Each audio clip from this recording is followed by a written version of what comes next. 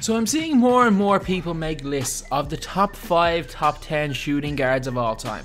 We see the normal names. Obviously it's Michael Jordan number 1, the majority of people would have Kobe Bryant number 2, and then it kind of gets into a little bit of a debate. Players like Dwayne Wade, Jerry West, Allen Iverson, some people even put T-Mac in the top 5. I think it's ludicrous, but it's their opinion. But there's one player who I've yet to see on this list, and that's the guy who I'm going to be talking about in this video.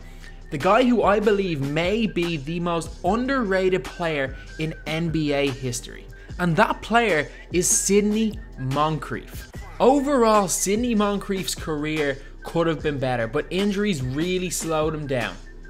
But in his 5-year prime, from 1981 to 1986, was as good a 5 years as any player in NBA history. In those 5 years, he made 5 All-Star teams, he made 4 All-NBA second teams, he made the All-NBA first team in 1983, he made 4 NBA All-Defensive first teams, he made 1 All-NBA Defensive second team, and he also won the NBA Defensive Player of the Year 2 times in a row in 1983 and 1984. As far as I know, he's the only guard ever to win 2 Defensive Player of the Years in a row. He was unbelievable on that end of the floor and arguably one of the best defensive players of all time. But yet, he's not even in that conversation. No one puts him in the conversation with the likes of Gary Payton as the best defensive wings, Ron Artest, Meta World Peace, Panda's friend, whatever he wants to be called now. Nobody seems to put Sidney Moncrief in that conversation. And to be honest, like, I'm only 20 years old. I haven't really heard that much about Sidney Moncrief until I started doing research on him and his old Milwaukee Bucks team.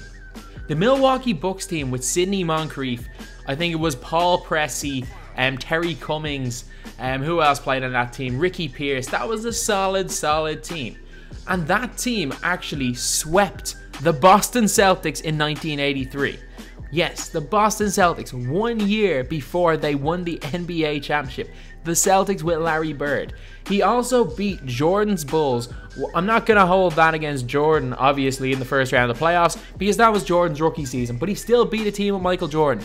And then he also beat Dr. J's Philadelphia 76ers team in 1986. Sidney Moncrief did not make it out of the Eastern Conference. He never made it further in the Eastern Conference Finals, which is a shame because if he did, without doubt, people would be talking about him as one of the greatest of all time. But he was in one of the best eras of all time, where the Eastern Conference alone had a young Michael Jordan's Bulls team, had Dominique Wilkins' Hawks team, had the Bad Boy Pistons, and it had the Boston Celtics and Dr. J and Moses Malone's Philadelphia 76ers team. To not make it out of that conference shouldn't be held against any one individual player, because obviously Dominique's team didn't make it out of that conference. Michael Jordan didn't make it out of the Eastern Conference until the 90s. He went 5 years where he couldn't make it out of the Eastern Conference. That's how difficult that conference was, and Sidney Moncrief did make an Eastern Conference Finals. And I know a lot of people are going to say, oh, he never made the finals, he can't be considered a top 5 shooting guard of all time. But mostly these are the same people that are going to put T-Mac in the top 5, and T-Mac has never won a playoff series, so that point should not be used. Nobody considers this guy a top 5-10 shooting guard of all time, but in that 5-year prime, he was one of the best players in the world. He was without doubt one of the best players in the 1980s. And after Michael Jordan, who knows, he could possibly be the best shooting guard from the 1980s. The year that Sidney Moncrief made the All-NBA first team, he shot 52.4% from the field, which is incredible for a shooting guard. He averaged 22.5 points per game, 4 assists per game, and nearly 6 rebounds per game. All of this while winning the Defensive Player of the Year award, which is something that very few guards and wings can say they've done. But Sidney Moncrief did it. Sidney Moncrief swept the Boston Celtics with Larry Bird. Again, something a lot of teams can never say they've done. Sidney Moncrief beat a Michael Jordan-led Bulls team. He beat a Dr. J-led Philadelphia 76ers team. Sidney Moncrief, in that 5-year spell, was a top 5-10 player in the world, and that's arguably the greatest spell of basketball of all time. While obviously, I've said it multiple times on this channel, that top 5 players in the 80s wouldn't be the top 5 players today. I don't think basketball was better back then, just in overall greatness, in impact on the game, in just like how big of an impact the game was at that time, just the relevance of basketball. That was arguably, the 80s and the 90s were when basketball was at its biggest, and Sidney Moncrief, for a brief period of time, was one of the biggest names and one of the best players in the NBA. For that reason, I believe so many more people, young people especially, should know about this guy. Young people know about Dominique Wilkins because of the flashy dunks. Young people know about Reggie Miller, what Reggie Miller did.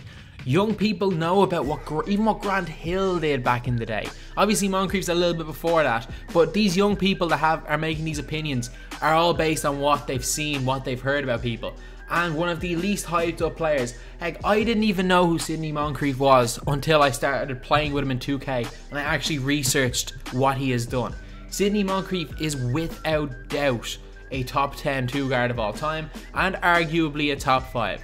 While I wouldn't put him ahead of Dwayne Wade, Jerry West, he's definitely in the argument for that 5th spot with the likes of Allen Iverson, with Tracy McGrady, according to some people. I don't put him anywhere near it, but with a lot of other really good two guards. He definitely should be in that conversation and is, in my opinion, the most underrated player of all time. So anyway, that's the video. Sorry if I repeated myself a little bit, and as always, thanks for watching. Please like, comment and subscribe.